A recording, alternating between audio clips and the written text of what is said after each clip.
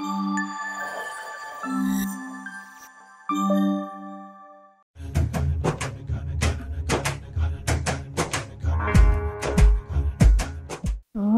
శుక్లాంబరధరం విష్ణుం శశివర్ణం చతుర్భుజం ప్రసన్నవదనం ఛాయే సర్వ విఘ్నోపశాంతయే. ఓం గణపతే నమః. అందరికీ కూడా డిసెంబర్ నెల మాస ఫలాలు కార్యక్రమానికి స్వాగతం సుస్వాగతం. సరే, ఈ డిసెంబర్ నెల మాస ఫలాల్లో గ్రహాల యొక్క మార్పులు చేర్పులు తెలుసుకుందాం. మరి ముఖ్యంగా చూసినట్లయితే 2వ తారీఖున శుక్రుడు మకరంలోకి మారబోతున్నాడు. అదేవిధంగా 6వ తారీఖున కుజుడు వక్రగతిని వెళ్ళబోతున్నాడు. 15వ తారీఖున ధనస్సులోకి రవి ధనుర్ సంక్రమణం జరగబోతోంది. అదేవిధంగా 28న కుంభంలోకి శుక్రుడు ప్రవేశించబోతున్నాడు. ఈ విధంగా గ్రహాల యొక్క స్థితి గతులు ఉన్నాయని చెప్పుకోవచ్చు. అదేవిధంగా చూసినట్లయితే గనక మనకి 12 రాశుల వారికి ఏ విధంగా ఉండబోతుందో తెలుసుకుందాం. ఓం శ్రీ మాత్రే నమః.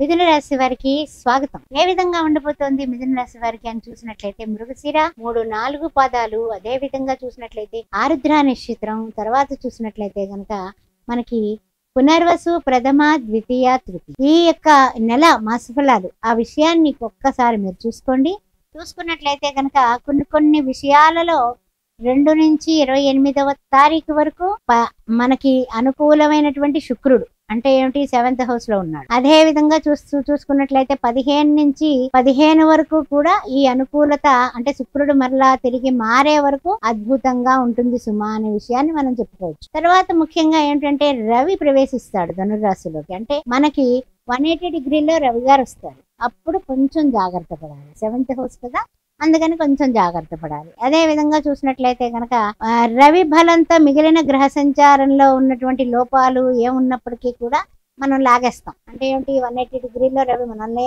చూస్తూ ఉంటాడు. అందువల్ల కొంచెం పర్వాలేదు, లాగేస్తాం. అయితే పెద్దగా మరి ఏంటంటే సఫర్ అయిపోతామేమో, కష్టాలు వచ్చేస్తాయేమో, కన్నీళ్ళు అయిపోతాయేమో, లేకపోతే ఏం జరిగిపోతుందో, లేకపోతే ఇది ఇస్తానన్న వాళ్ళు ఎవ్వరేమో, అలాగా మనం అనుకున్నది జరగదేమో, ఇలాంటి భయాలు చాలా ఉంటాయి కదా. ఆ భయాలన్నీ తీసి అటక మీద పెట్టండి, ఏం పర్వాలేదు. అంత మరీ కంగారు పడిపోవాల్సిన పని లేదు. కొంచెం రోజు మనకి చెప్పాలంటే కనుక ఈ యొక్క సూర్య భగవానుడికి నమస్కారాలు చేయడం స్టార్ట్ చేసేయండి, అద్భుతంగా ఉంటుంది మనకి. తర్వాత విషయానికి వచ్చినట్లయితే కనుక భాగస్వామికంగా వ్యాపారాలందు సమస్యలు ఎదుర్కొనేటటువంటి పరిస్థితి. ఎందువలన అంటే కనుక మనకి చూసినట్లయితే కనుక కొన్ని విషయాల్లో మనము నేరుగా మాట్లాడొచ్చు, అవతలి వాళ్ళు అది నచ్చకపోవచ్చు. మనకి తెలియకుండానే భిన్నాభిప్రాయాలు వచ్చే అవకాశాలు భాగస్వామ్య వ్యాపారంలో కనపడుతుంది. కాస్త తెలివితేటలుగా ముందుగానే మీరు ఏ నిర్ణయాలు తీసుకుంటే అవతల వాళ్ళు చల్లబడతారో చూసుకోండి, అది మీకు సూచన. ఆ తర్వాత విషయానికి వచ్చినట్లయితే కనుక అనవసరమైనటువంటి ప్రయాణాలు ఉంటూ ఉంటాయండి. అనవసరంగా అయ్యో వెళ్ళామే, అనవసరంగా ఇంత డబ్బులు ఖర్చయిపోయాయి, పని చూస్తే జరగలేదు అని వాపోతారు. అందువల్ల అనవసరమైన ప్రయాణాలు అవునా, అవసరమైన ప్రయాణం ఇది అలా ఆలోచించుకుని మీరు అర్థం చేసుకుని అవతల వాళ్ళ గురించి తెలుసుకుని ఆ ప్రయాణానికి వెళ్ళాలా వద్దా అనేది అనుకుని అప్పుడు బయలుదేరండి. అంతేగాని ఎవరో వెళ్ళమన్నారని మనం వెళ్ళిపోతే ఆ తర్వాత మళ్ళీ మనకి ప్రయాణం అలసటే తప్పదు, తర్వాత పని అవ్వకపోతే చికాకు తప్పదు. అందువల్ల జాగ్రత్తగా ఉండండి. తర్వాత ముఖ్యంగా ఏంటంటే కనుక చేసే వ్యాపారంలో కొంచెం చిన్న సమస్యలు, వ్యాపారంలో కానీ ఉద్యోగులు సాటి ఉద్యోగస్తులతో, పై అధికారులతో, వృత్తుల్లో ఉన్నవాళ్ళు, ప్రజలతోటి ఏదో ఒక చిన్న ప్రాబ్లం, మీ దగ్గర పనిచేసే వాళ్ళే మీకు కూడరారు. ఆ విధంగా కొంచెం ఏర్పడడానికి అవకాశాలు కనిపిస్తున్నాయి, జాగ్రత్తగా ఉండండి. తర్వాత కొన్ని విషయాల్లో అనవసరమైనటువంటి ప్రయాణాలే కాకుండా అనవసరమైన ఖర్చులు కూడా మిమ్మల్ని వెంటాడుతూ ఉంటాయి. అందువల్ల కొన్ని విషయాల్లో ఖర్చుని అధిగమించడానికి ఫస్ట్ తగ్గించి ఎలా ఖర్చు పెట్టాలి అనే ప్లాన్లు వేసుకోవడం అనేది చెప్పదగిన సూచన మిథున రాశి వారికి. అయితే మనము ఏంటంటే కనుక ఉన్న స్థితి నుంచి ఉన్నత స్థితికి వెళ్ళాలి, కుబేర్లు అయిపోవాలి, అందరికీ ఆకాంక్ష ఉంటుంది, అందులో ఏం లోట్లేదు. కానీ ఏంటంటే కొంచెం బంధుమిత్రుల వలన కూడా మీరు వివాహ శుభకార్యాల నిమిత్తం, తర్వాత చెప్పాలంటే కనుక ఏదైనా కొనుగోలు అమ్మకాల గురించి కొన్ని అంటే ఇచ్చిపుచ్చుకునే కార్యక్రమాలు ఉంటాయి. ఆ విషయంలో కాస్తంత పెన్ను పేపర్ మీద పెట్టుకొని జాగ్రత్తగా కాగితం మీద పెట్టుకొని ఆ డాక్యుమెంటేషన్ అన్ని కరెక్ట్గా ఉన్నాయో లేదో చూసుకొని 1-2 సార్లు అవతలవాడు చేదస్తాం అనుకున్నా వచ్చిన నష్టమేం లేదు, అప్పుడు మీరు సిగ్నేచర్ పెట్టండి. జాగ్రత్త ఈ విషయంలో. తర్వాత ఏంటంటే కనుక కొన్ని అవకాశాలు అలా వచ్చేస్తాయి. అమ్మాయ వచ్చేసింది అవకాశాన్ని మనం పండగ చేసుకుంటాము, రాత్రికి రాత్రే బ్రహ్మాండంగా మనం ఉజ్వలమైన పరిస్థితికి వెళ్ళిపోతాం అనుకుంటాం. తెల్లారితుల్లోకి అది కాస్త మన చేయి జారిపోతుంది. నిరాశ నిస్పృహ కలుగుతాయి. అలా కలిగించుకోవద్దు.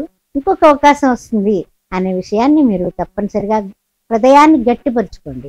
తర్వాత 15వ తారీఖు దాటిన తర్వాత కొన్ని కొన్ని అంటే ఈ ఇబ్బందులకి సాయం అధికారుల వలన కూడా ఇబ్బందులే. అంటే ఏమిటి, ఏమైనా బిల్స్ శాంక్షన్ కాకపోవడం, తర్వాత ఉద్యోగస్తులు అయితే పై అధికారులు మనల్ని పిలిచి జివాట్లు వేయడం, ఆ తర్వాత ఇంకా చెప్పాలంటే సహ ఉద్యోగులు కూడా మన దగ్గర దాచి బాసు మెప్పు కోసం మాట్లాడటం, తర్వాత వృత్తుల్లో ఉన్న వాళ్ళు కూడా వాళ్ళకి పోటీతత్వంతో పక్క వాళ్ళు బాగా ఎదిగిపోవడం, మనమేమో తగ్గిపోతున్నాం అనే బాధపడటం, ఆ తర్వాత చెప్పాలంటే వ్యాపారస్తులు కూడా ఈ దేనిలో పెట్టుబడి పెట్టినా అంత కలిసి రావట్లేదని వాపోతు.